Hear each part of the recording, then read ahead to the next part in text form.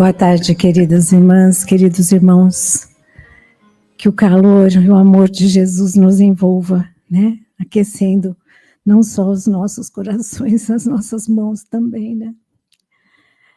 Então, hoje eu vim falar com vocês um pouquinho sobre a felicidade. Olha que tema, né? Vocês acham que a felicidade é possível? Que bom! Que bom! Porque no Evangelho está escrito que a felicidade não é desse mundo.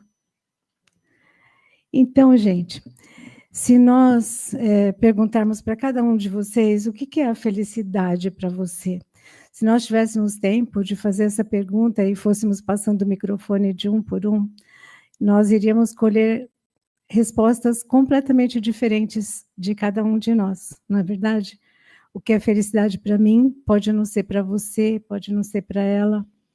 Enfim, mas isso aconteceu em todos os tempos, sabiam? E também, desde a antiguidade, de muito longe, de tempos muito remotos, as pessoas sempre se preocuparam com essa história da felicidade.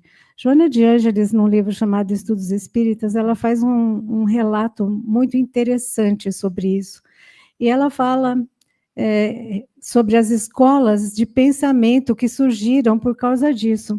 Porque desde que o homem se entendeu como homem, ele quis se livrar da dor, né? Das opressões, das vicissitudes, e muito também do medo da morte. Então, por causa disso, essa busca em se sentir melhor, né? Apareceram diversas correntes de pensamento na antiguidade. Tinha uma corrente que surgiu que dizia que, resumidamente, né, claro, que a felicidade estava em ter. E depois uma outra corrente que dizia que a felicidade estava em não ter nada. O Diógenes, que foi o que lançou essa teoria, ele realmente não tinha nada, gente.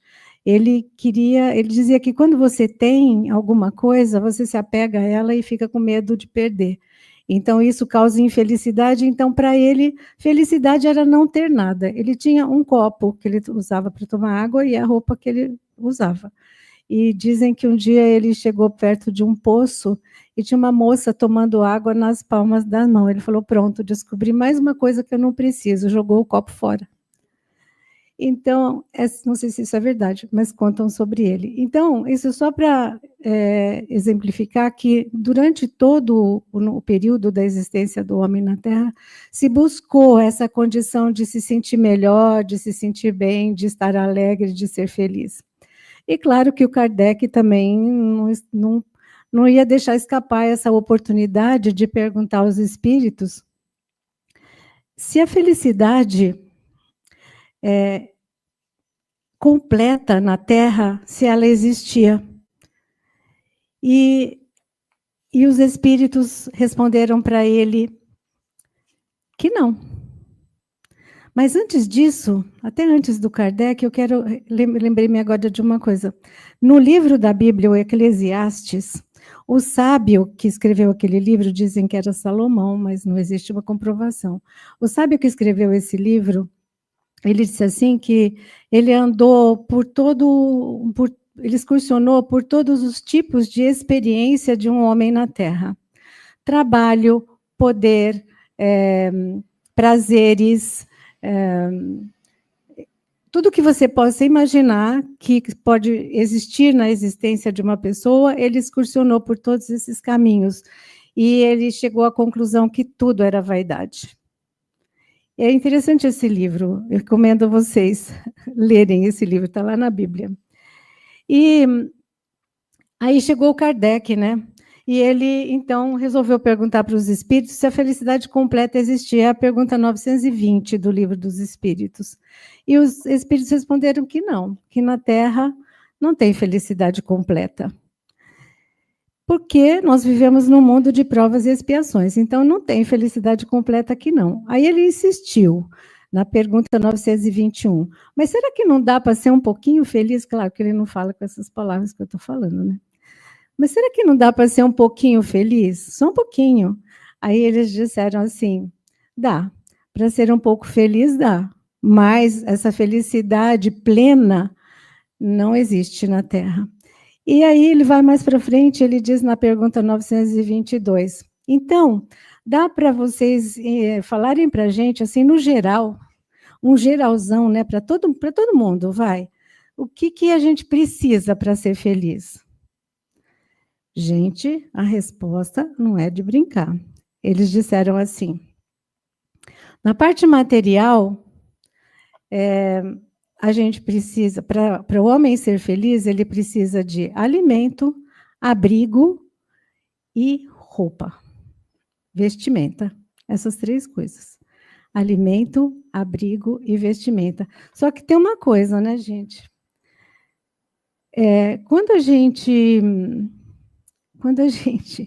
tem o alimento, será que a gente sempre não quer um alimento melhor, uma coisa melhor? Se você tem o arroz, feijão e o bife, você está pensando na lagosta, né?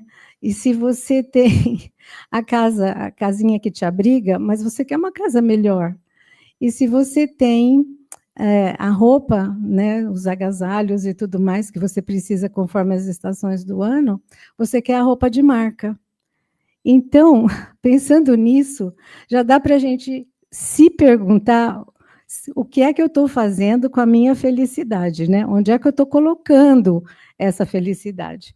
E eu trouxe 2 exemplos para ilustrar essa fala. Conta o doutor Leonardo Machado em palestra, ele é um psiquiatra pernambucano, espetacular, ele traz sempre muitos exemplos às palestras dele. Ele conta que, com ele, na mesma semana, aconteceram 2 situações absolutamente opostas em questões de felicidade.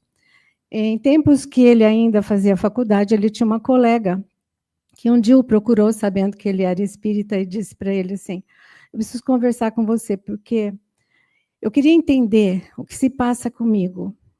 Eu tenho um vazio interno, eu sou tão triste, tão infeliz por dentro, mas se eu for pensar na minha vida, eu não tenho motivo para ser assim, para ser infeliz.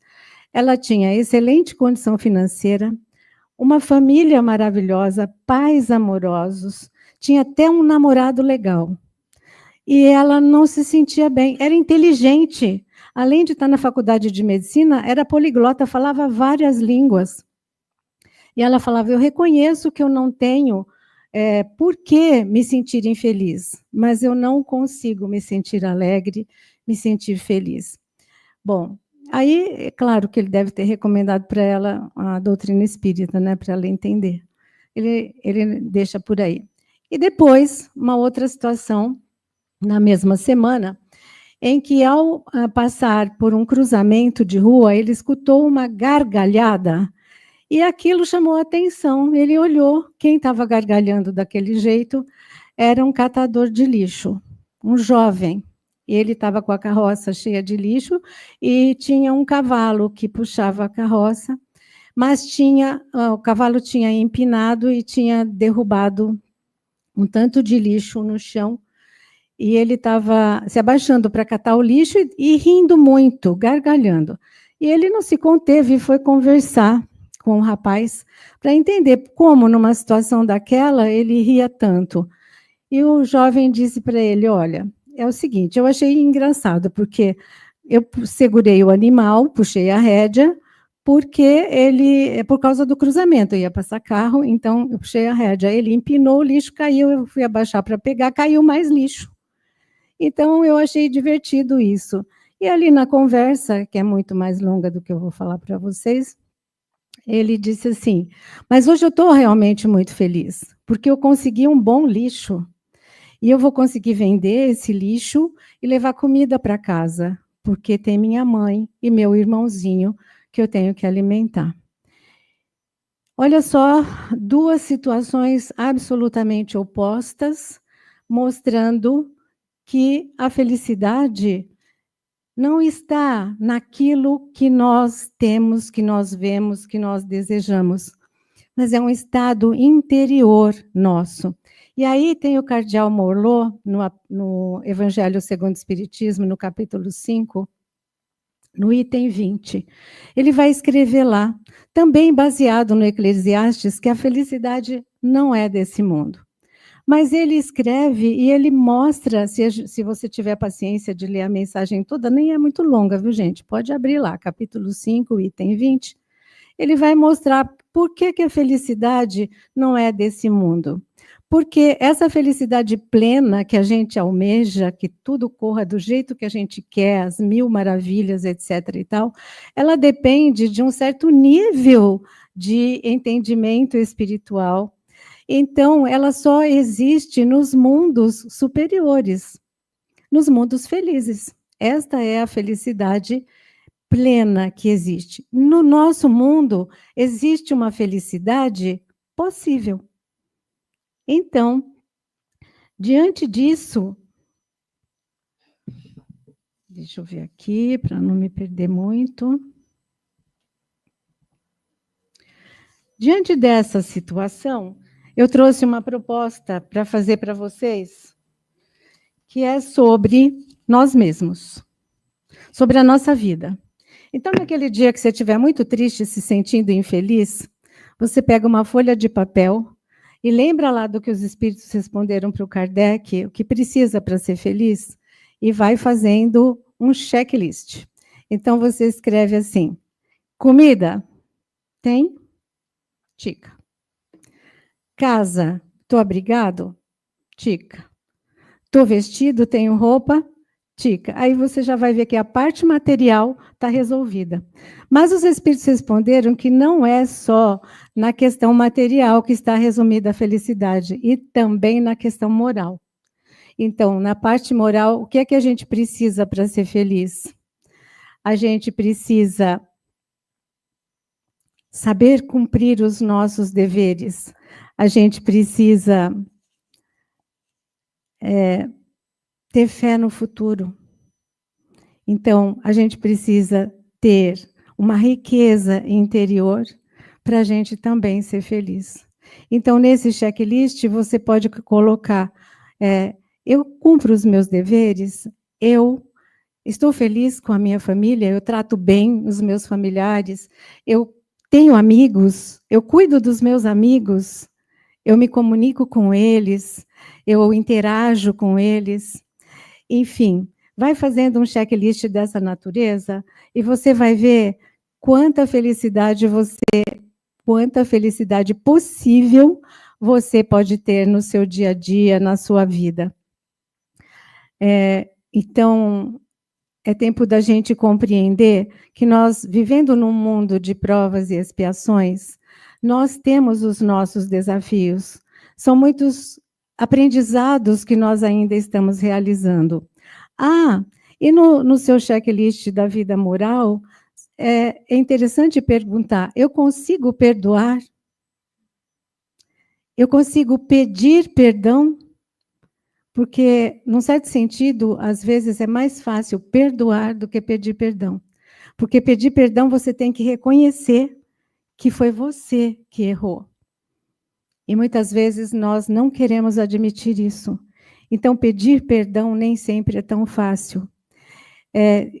Por um acaso, eu tenho inimigos, eu posso me libertar desse peso de sentir que eu tenho inimigo? Eu posso... E quanto à fé no futuro, gente, ainda tem esse checklist que eu esqueci para trás. É o seguinte, no momento em que eu estou triste, ou estou achando que o mundo está um caos, que nada tem mais jeito, será que eu consigo sair desse estado e ter fé no futuro? Acreditar que o futuro pode ser melhor do que está sendo agora? O que eu faço para sair desse estado? Para onde que eu vou? O que é que eu vou buscar? Será que eu tenho uma fé religiosa que pode me amparar, que pode me explicar, que pode me exemplificar que é importante, que é preciso, que é necessário e que é fácil ter fé no futuro? É só estudar a doutrina espírita que você vai ver como é fácil ter fé no futuro. Mas se a coisa ainda estiver um tanto difícil e triste, será que eu tenho uma casa de fé onde eu posso recorrer? Eu posso ir lá buscar energias para me fortalecer, para me ajudar a sair desse estado? Então, são as 3 coisas super importantes para a gente ter na nossa lista de felicidade possível nesse mundo. Então, a felicidade como sendo possível nesse nosso planeta, nesse tipo de planeta que nós habitamos, nós chegamos à conclusão, como no Eclesiastes o sábio chegou, porque apesar de falar dele achar que tudo era vaidade, tudo na Terra é vaidade, a busca do poder, do dinheiro e dos prazeres e tudo mais, que a gente acredita que isso leva à felicidade, apesar dele achar que tudo era vaidade, ele chega à conclusão que que é possível ser feliz na Terra, é possível viver bem aqui no planeta. E o que é preciso para que a gente seja feliz aqui? Ele diz: o homem precisa alegrar-se e fazer o bem durante todo o tempo da sua vida na Terra. Olha só, já naquela época ele chegou a essa conclusão. E, como a gente sabe que para fazer o bem é preciso amar, para fazer o bem daqui de dentro é preciso amar. Então, nós chegamos à conclusão com Zezé de Camargo, né, que só o amor é o amor. A gente tem que ir atrás do amor realmente para ser feliz. Mas o poeta Vicente de Carvalho, eu me perdi aqui nas minhas folhas, sabia, gente? Eu fui falando sem olhar e aí eu me perdi. O poeta Vicente de Carvalho, ele escreveu sobre a felicidade também, claro que ele não ia deixar passar. Eu vou trazer um trechinho só. Ele disse assim: a felicidade que supomos, árvore milagrosa que sonhamos, toda arreada de dourados pomos, existe sim, mas nós não a alcançamos, porque está sempre apenas onde nós a pomos e nunca a pomos onde nós estamos.